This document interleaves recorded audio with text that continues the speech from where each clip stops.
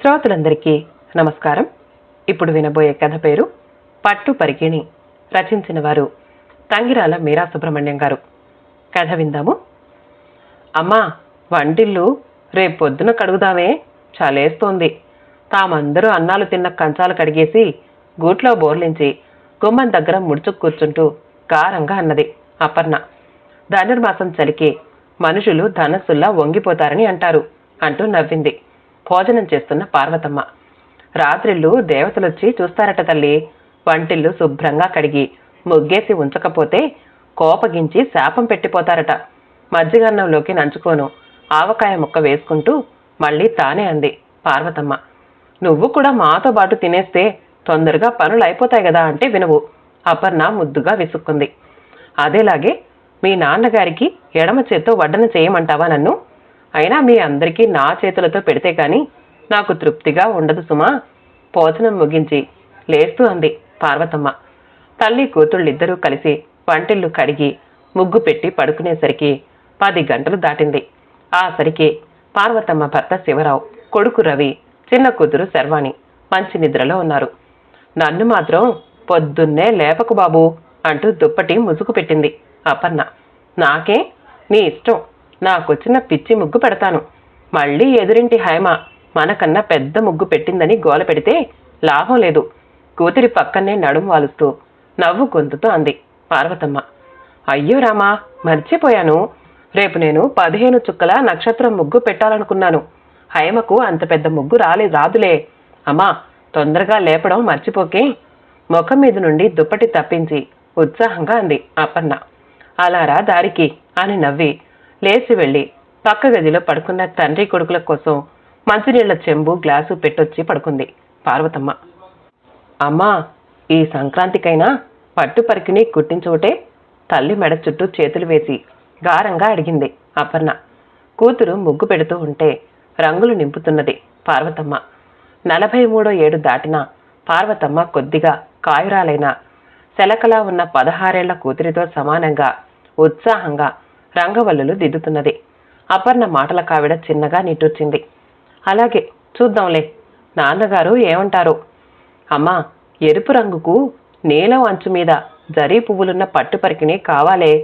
హైమ నిరుడు సంక్రాంతికి కుట్టించుకుంది చూడు, అలాంటిది కావాలి. పట్టు పరికిణి కుట్టుకున్నట్టే మురిసిపోతూ అంది అపర్ణ. సర్లే, ముందు ఈ పని త్వరగా కాని, మళ్ళీ మీ నాన్నగారికి కాఫీకి ఆలస్యమవుతుంది మాట మారుస్తూ అన్నదావిడ. నువ్వు వెళ్ళి చెల్లాయిని లేపమ్మా, ఇద్దరం కలిసి వేణుగోపాలస్వామి గుడికి వెళ్ళొస్తాం ఉత్సాహంగా అంది అపర్ణ. భక్తి దేవుడి మీదేనా లేక చక్కెర పొంగలి మీదనా అంటూ నవ్వి లోపలికి వెళ్ళింది పార్వతమ్మ. ముగ్గు మీద గొబ్బిళ్లు పెట్టి పెరట్లో పూసిన బంతి పువ్వులు అలంకరించి దూరంగా నిలబడి ముగ్గు అందాన్ని మురిపెంగా చూసుకుని హైమ వేసిన ముగ్గు కన్నా తన ముగ్గే బాగుందన్న సంతోషంతో లోపలికి పరిగెత్తింది అపర్ణ. భోగి మంటల వెచ్చదనాన్ని తెచ్చి ఇచ్చిన సంక్రాంతి వెళ్ళిపోయింది. శివరాత్రి వచ్చేసరికి శివశివ అంటూ చలి పారిపోయింది. ఉగాది వచ్చేసరికి పరీక్షల హడావిడి మొదలయ్యింది. ఆ హడావిడిలో పట్టు పరికిణి గురించి పట్టుబట్టలేదు అపర్ణ. ఉగాది రోజున మామిడికాయ ముక్కలు, వేపపూత, కొత్త చింతపండు గుజ్జు, కొత్త బెల్లం వేసి చేసిన ఉగాది పచ్చడి ముందుగా తినందే పులిహోర, బొప్పట్లు తిననివ్వలేదు ఎవ్వరిని పార్వతమ్మ. జీవితంలో చేదు, తీపి ఉంటాయని చెబుతుందట ఉగాది పచ్చడి. పండుగ రోజు మధ్యాహ్నం అపర్ణ తల్లితో మల్లెపువ్వుల జడ వేయించుకుంది. సైన్స్ పుస్తకం చేతిలో పట్టుకుని చదువుకుంటూ కూర్చుంది అపర్ణ. తల్లి తనకు జడ కుడుతున్నంతసేపు పొడుగాటి జడ చివర జడగంటలు పెట్టి అల్లింది పార్వతమ్మ. 3 వరుసలు మల్లె మొగ్గలు, 1 వరుస కనకాంబరాలు, మళ్ళీ 3 వరుసలు మల్లెలు, 1 వరుస దవనం, మరువం ఆకులు పెడుతూ పూల జడ పూర్తి చేసేసరికి పార్వతమ్మకు నడుం పట్టుకుపోయింది. జడ అందం చూసి నొప్పి మాట మరిచిపోయి పిడికెడు ఉప్పు తెచ్చి తీసి కుంపట్లో వేసింది. మెడ అటు ఇటు కదపకుండా నిటారుగా పెట్టి నడుస్తూ పూల జడ స్నేహితురాలికి చూపించరావడానికి హైమ ఇంటికి బయలుదేరింది అపర్ణ. ఆఖరి పరీక్ష రాసొచ్చిన రోజున అపర్ణ పెద్ద మనిషి అయ్యింది. పాపం పిచ్చిపిల్ల ఏడాదిగా పట్టు పరికిణి కోసం గోల పెడుతోంది. ఇప్పుడైనా దాని ముచ్చట తీర్చుదామండి భర్తను బ్రతిమలాడింది పార్వతమ్మ. చూడు పార్వతి, నాకు మాత్రం దాని కోరిక తీర్చాలని లేదు, కానీ అంత డబ్బు ఎక్కడి నుండి తెచ్చేది చెప్పు? ఎంత లేదన్నా ఇరుగు పొరుగు 4 ఇళ్ల వాళ్ళనైనా భోజనానికి పిలవాలి అంటున్నావు. అమ్మాయికి కొత్త బట్టలు కావాలి. ఏ ఖర్చులకే అప్పు కోసం ఎవరిని అడగాలా అని వెంగపడుతున్నాను నిస్సహాయంగా అన్నాడాయన. ముందు గదిలో నుండి తల్లిదండ్రుల సంభాషణ వింటూనే ఉంది అపర్ణ. ఆ పిల్లకు నిరాశతో కళ్లల్లో నీళ్లు తిరిగాయి. తల్లి సాయంకాలం బజారుకు వెళుతూ ఏ రంగులో తెమ్మంటావే బట్టలు అని అడిగితే నీ ఇష్టం అంది నిర్లిప్తంగా. పార్వతమ్మ తిరిగొచ్చేసరికి చీకటి పడింది. అదేమిటమ్మా చీకట్లో కూర్చున్నావు? శర్వాణి ఏది? సంధ్యవేళ దీపం వేయకుండా ఏం చేస్తోంది? నొచ్చుకుంటూ లోపలికొచ్చింది పార్వతమ్మ. పెరటి తలుపు చేరవేసి వీధి తలుపు తెరిచి ఉంచి స్విచ్ వేసింది. దీపాలు వెలిగించగానే వీధి గుమ్మం ద్వారా లక్ష్మి లోపలికొస్తుంది. పెరటి తలుపు తీసి ఉంటే ఆవిడ అటు నుండి వెళ్ళిపోతుంది అంటూ కూతుళ్లకు చెప్తుందావిడ. దీపం వెలగగానే చేతులు జోడించి నమస్కరించింది పార్వతమ్మ. దీపం జ్యోతి పరబ్రహ్మం, దీపం సర్వ తమోపహం, దీపేన సాధ్యతే సర్వం, సంధ్యా దీప నమోస్తుతే అని చెప్పుకుంటూ పక్కింటి రుక్మిణి, మీ అపర్ణకు ఈ పసుపు రంగు పరికిణి మీద ఆకుపచ్చ పమిట బాగుంటాయి అంది. నీకు నచ్చాయా చూడు అంటూ దూరం నుండే బట్టలు అపర్ణకు చూపించింది. బాగానే ఉన్నాయి నిరుత్సాహంగా అంది అపర్ణ. పట్టు పరికిణి గుడ్డలు ఇప్పుడు మంచి రకాలు లేవుటే, దసరాకు మంచి కొత్త రకాలు తెప్పిస్తానన్నాడు ఓదార్పుగా అందావిడ. అపర్ణ మాట్లాడలేదు. మధ్యాహ్నమనగా అన్నం తిన్నావు, ఆకలేస్తోందో ఏమిటో, 1 నిమిషంలో అన్నం పెడతాను అంటూ వంటింట్లోకి నడిచింది పార్వతమ్మ. ఆ సమయంలో కూతురు కారం తినకూడదని పెసరపప్పు బియ్యం కలిపి పులగం వండి మరి కాస్త నెయ్యి వేసి అపర్ణకు పెట్టింది. సెలవులు ముగిసి స్కూళ్ళు కాలేజీలు తెరిచారు. హైమ పక్కనున్న పట్నంలో కాలేజీలో చేరింది. అపర్ణ అదృష్టం కొద్దీ ఆ ఊళ్ళో హై స్కూల్లోనే జూనియర్ కాలేజీ పెట్టారు. ఎలాగో తండ్రిని ఒప్పించి ఇంటర్లో చేరింది అపర్ణ. కొడుకును పక్కనున్న పట్నంలో పాలిటెక్నిక్ కాలేజీలో చేర్పించాడు శివరావు. పట్నంలో చదువుతున్న హైమ వాళ్ల వదిన దగ్గర ఉండకుండా హాస్టల్లో చేరడం విచిత్రంగా అనిపించింది అపర్ణకు. హైమ వాళ్ల పెద్దన్న ఏడాది క్రిందట కారు ప్రమాదంలో చనిపోయాడు. అతని ఆఫీస్లోనే వాళ్ల వదినకు చిన్న ఉద్యోగం ఇచ్చారు. పర్సపోయాక ఆవిడ బొట్టు గాజులు తీయకపోవడం, ఉద్యోగం చేయడం గురించి పల్లె పట్నం కాని తమ ఊళ్ళో వింతగా చెప్పుకోవడం అపర్ణకు తెలుసు. అపర్ణ అత్తయ్య లలిత కూడా చిన్న వయసులోనే భర్తను పోగొట్టుకుని పుట్టింటికి చేరింది. నిండా 20 సంవత్సరాలు లేని చెల్లెలికి వైధవ్యం పేరిట జుట్టు తీయడం, తెల్ల చీరలు కట్టించడం వంటివి కుదరవని ఖచ్చితంగా వాళ్ల అత్తవారింటి వారికి చెప్పి చెల్లెల్ని తీసుకొచ్చేశాడు శివరావు. ఇంటికి పెద్ద కొడుకుగా చెల్లెలి బాధ్యత తన మీదే వేసుకుని ఆమె కొడుకును తన దగ్గరే పెట్టుకుని స్కూల్లో చేర్పించాడు. లలిత తల్లిదండ్రుల వద్దనే పల్లెలో ఉండిపోయింది. ఆ పిల్లతో ఎలాగైనా మెట్రికులేషన్కి కట్టించాలని పుస్తకాలు కొనిచ్చి చదువుకోమని నచ్చచెప్పి వచ్చాడు శివరావు. బొట్టులేని అత్తయ్య ముఖం చూసినప్పుడల్లా అపర్ణ మనసు విలవిల్లాడుతుంది. హైమ వాళ్ల వదినలా అత్తయ్య కూడా కొంచెమైనా చదువుకునుంటే బాగుండేది కదమ్మా అంటూ ఉంటుంది అపర్ణ తల్లితో. అదిగో అదిగో అంటూ ఉండగానే శ్రావణ మాసం వచ్చేసింది. కొత్తగా పెళ్లైన అమ్మాయిలు శ్రావణ మంగళవారం నోములు నోచుకుంటున్నారు. శ్రావణ పౌర్ణమి ముందు వచ్చే శుక్రవారం నాడు వరలక్ష్మి వ్రతం.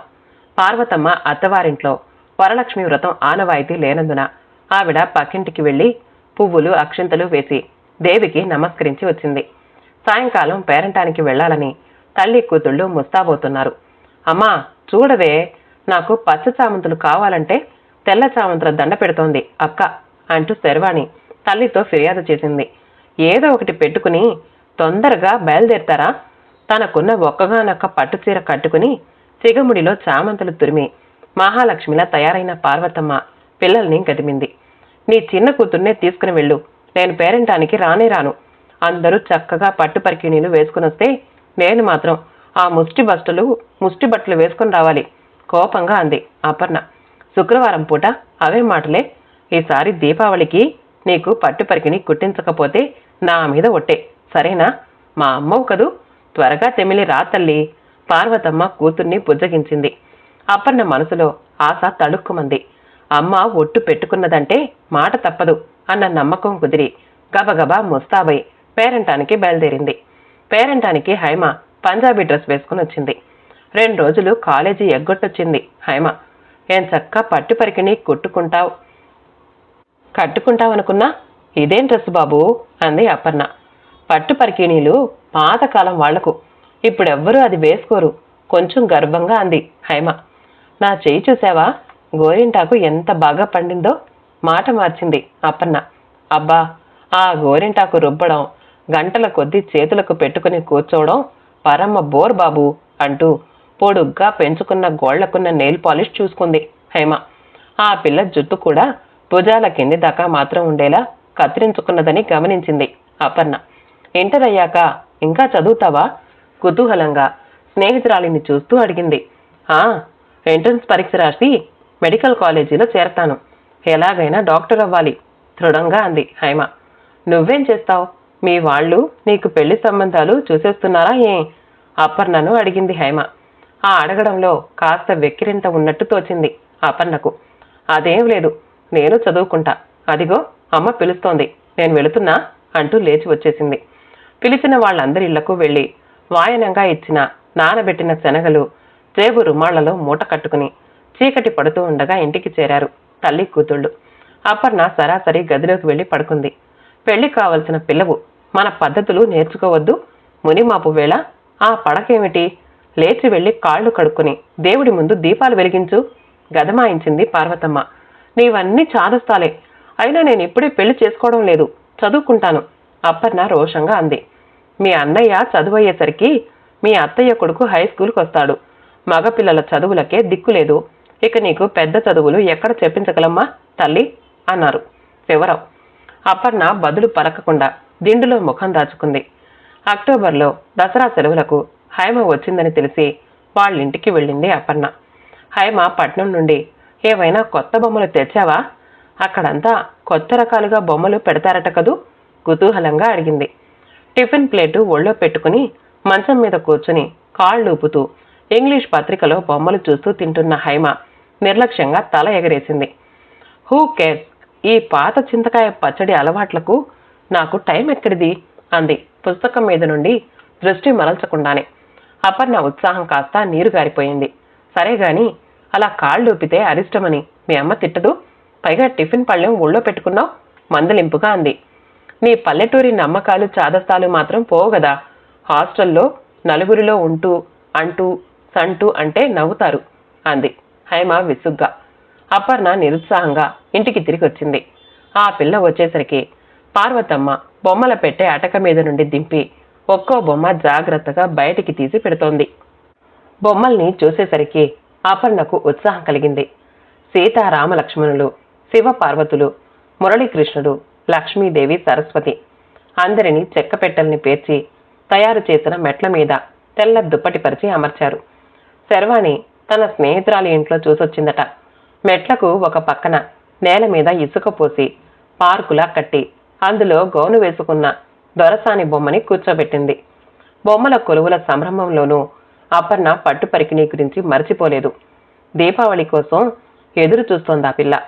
ఈసారి అట్ల తదియకు రుక్మిణి పిన్ని మనతో పాటు ఊయలలూగుతుందట సంబరంగా చెప్పింది శర్వాణి. వాళ్ల బామ్మ ఒప్పుకోవద్దు అంది అపర్ణ అనుమానంగా. రుక్మిణి వాళ్ల పక్కింటి వాళ్ల కోడలు. చిన్నప్పుడే పెళ్లి చేయడం వలన 20 ఏళ్లకే 2 పిల్లల తల్లయ్యింది. వాళ్లది ఉమ్మడి కుటుంబం. అత్త, మామ, బావగార్లు, తోడి కోడళ్ళు కాకుండా మామగారి తల్లి 80 ఏళ్ల ముసలావిడ కూడా ఉంది. ఆవిడకు 12వ ఏట కొడుకు పుట్టగానే భర్త పోయాట. నాకేసి మడికి పనికిరాదు కనుక ఆ వయసుకే ఆమెకు జుత్తు తీయించి మడిబట్ట కట్టించేశారు. ఆ రోజు మొదలు వంటిల్లే ఆవిడ లోకం. చాదస్తాలు చూస్తే బోలెడు. 6 చన్నీళ్ల స్నానం, ఒంటిపూట భోజనం తప్పదు. నెలలో 3 రోజులు కోడళ్ల పాట్లు చెప్పనలవి కాదు. వాళ్లు కనబడినా మాట వినబడినా ఆమె ఆ పూట భోజనం చెయ్యదు. చంటి బిడ్డ తల్లైన రుక్మిణి కూడా ఆ రోజుల్లో 1 గంట దాకా కాఫీ నీళ్లతో ఉండాల్సిందే. పూజ, నైవేద్యం, ఆవిడ భోజనం అయ్యాకే ఆ పిల్లకి తిండి. పార్వతమ్మ చాటుమాటుగా రుక్మిణికి ఏదన్నా పలహారం అందిస్తూ ఉంటుంది. అట్ల తద్ది రోజు అపర్ణ, శర్వాణి తెల్లవారుజామునే లేచి గోంగూర పచ్చడి, పెరుగన్నం తినేసి ఆటలకు బయలుదేరారు. పెరట్లో మామిడి చెట్టుకి ఊయల కట్టి రుక్మిణి పిన్నితో కలిసి ఊగారు. సాయంత్రం చంద్రోదయం తర్వాత అమ్మ అట్లు పోసిస్తే రుక్మిణికి వాయనమిచ్చింది అపర్ణ. దీపావళి పండుగ దాటగానే వచ్చేది కార్తీక మాసం కదక్క. కార్తీక సోమవారం వనభోజనానికి వెళదామా? ఉత్సాహంగా అడిగింది రుక్మిణి పార్వతమ్మను.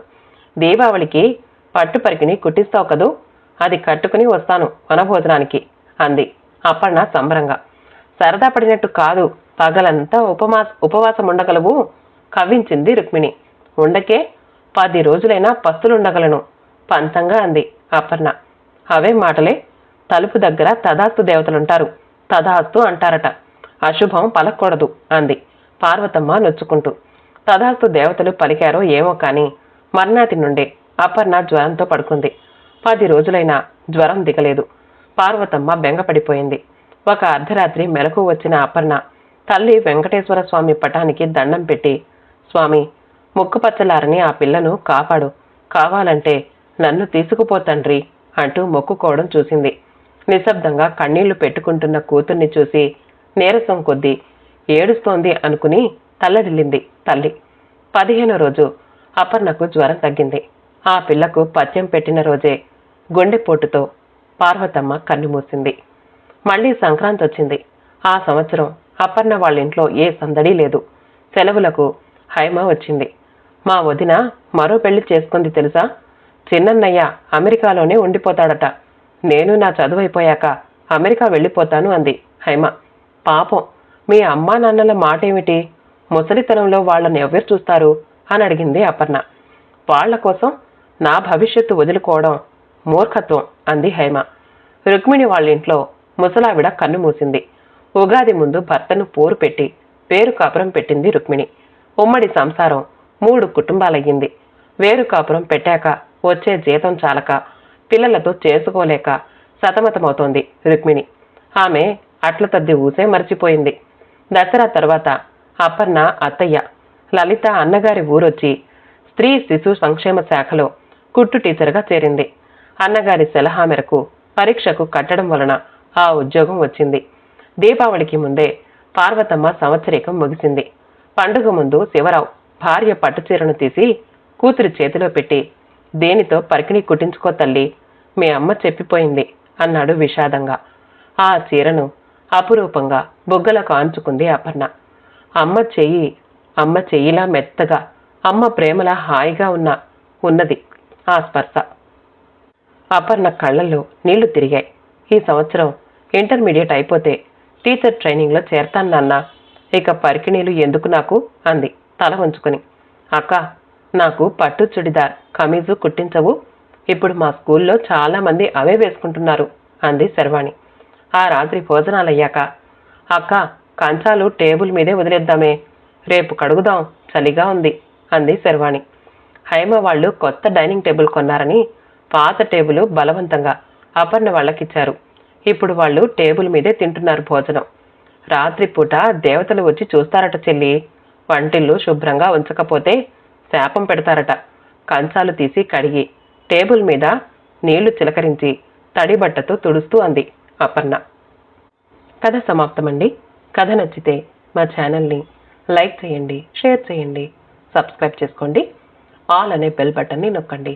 మళ్ళీ కలుద్దాం ఇంకో మంచి కథతో.